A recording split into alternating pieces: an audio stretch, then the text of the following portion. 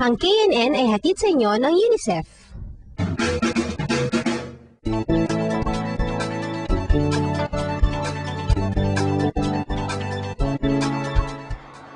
Alam mo ata, may mga kabataan daw ngayon, meron daw sariling forma at style. Parang, ano yan? Wow! May second career ka na, Joey.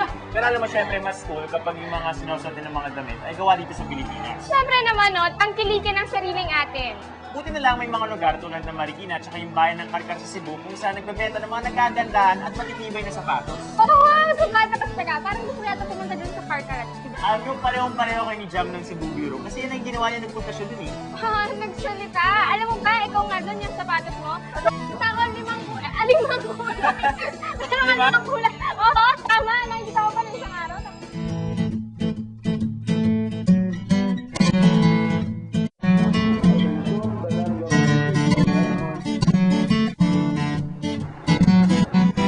Nandito tayo ngayon sa lungsod ng Karkar, kung saan matatagpuan ang pinakamalaki na yatang sapatos sa buong Pilipinas. Samahan niyo kaming maglibot at alamin kung gaano kalaki ang industriya ng paggawaan ng sapatos dito. Ang Karkar ay isang municipality na may populasyong humigit kumulang 100,000. Ito ay tinatawag na gateway to the south of Cebu dahil nasa junction ito ng dalawang national highways patungong timog kanluran ng probinsya ng Cebu. Ito ay kilala rin sa mga masasarap na mga kakanin tulad ng chicharon, ampaw, at bukarilyo. Ngunit mas nakilala ang Karkar dahil sa mga pagawaan ng sapatos dito. Ang sapatos industry sa Karkar ay nakapagbigay ng malaking tulong, most especially sa aming income at saka sa employment.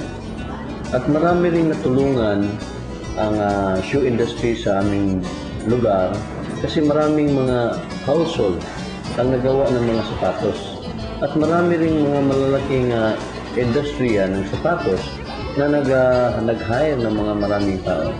Kaya nga sa amin, ang sapatos industry sa aming lugar ay nakatulong ng malaki sa aming bayan. Pinuntahan namin ang sitio Tangasan ng Barangay Villadolid dito sa Karkar, kung saan magkakatabi ang napakaraming tindahan at pagawaan ng sapatos. Isa rito ang Jubilee Shop. Dito, nakita namin ang iba't ibang materyales at ang proseso sa paggawa ng sapatos. Sinubukan kong tumulong sa paggawa. Mahirap pala, pero nag-enjoy pa rin ako. Ayon sa mga nakausap namin, mga 5 dekada na raw ang industriya ng sapatos dito.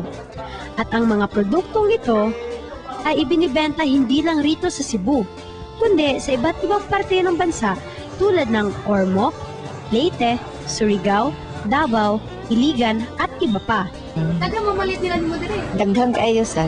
Taga-asam na kasagara mo. Taga syudad. Sila yung pinakabinos niya na presyo. 180 na ay magchinilas nga kuan ra kanang ordinary na tag 50 na is 20. Nasa mga mga tourist na bukan. O naasad o mag-order og ng mga dinggong, mga boots. Nanong milhiman ka sa Karkar mo plito ano yun?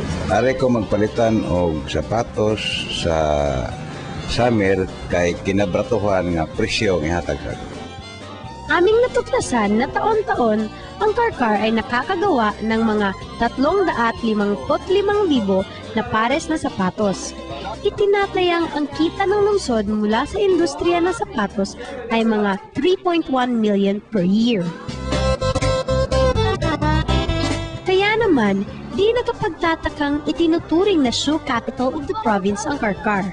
Sa pagbisita namin dito ay natuklasan namin ang industriya ng paggawa ng sapatos ay buhay na buhay sa mga kamay ng mga taong may angking galing at sipag.